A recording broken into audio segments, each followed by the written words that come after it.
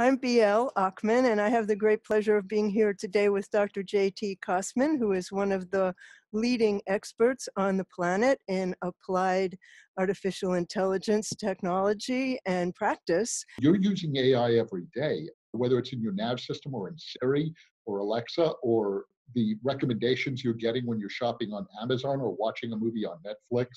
Its ubiquity is its real value.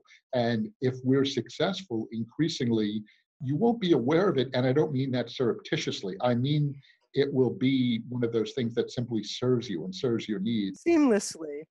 Yeah, exactly. Frictionless is So given all of that, do Facebook and Twitter and Google and YouTube have enough data to be able to stop Russian interference at this point, to be able to measure who's hateful and who's a bot? Can they tell? And if they can, what's stopping them from doing it? That's a wonderful question. And it's a multi-part question. The first question is, do they have enough data?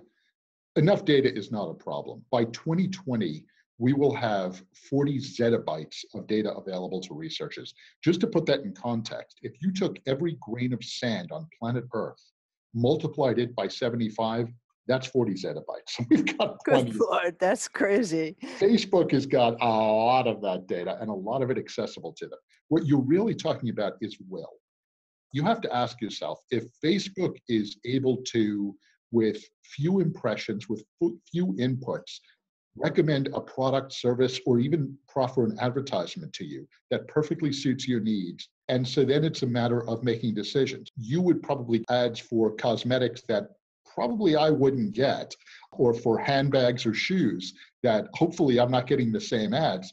And so if they are able to do that, to be able to offer you political advertisements that might more likely resonate with you, is a decision that's being made. And what's bothering me about all this, frankly, is abrogating the responsibility to have owned that you're making those decisions. Whether you're making them overtly or just tacitly, or simply allowing them, those are decisions that are being made. It's what my Catholic friends refer to as sins of omission.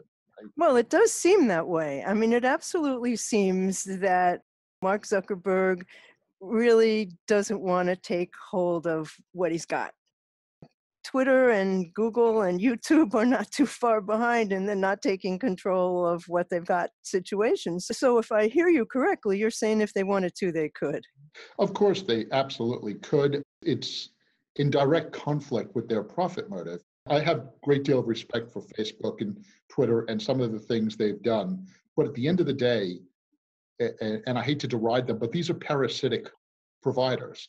In essence, what they're doing is they're repurposing content that's created by others. So when I was at Time Inc., we spent an inordinate amount of money on cultivating and creating this premium content that these other entities are profiting from, which is fine. There's a model that currently exists that allows them to do that, and that's what the market's about. They should do that.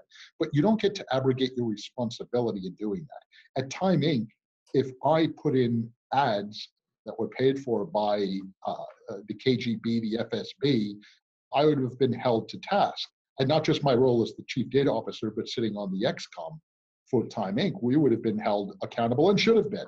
I don't think just because you're acting in this odd niche in the market, you get to pretend as if you no longer have a responsibility to the market. Well, I think that's a very interesting point of view, and I think that a lot of people seem to be afraid to say that.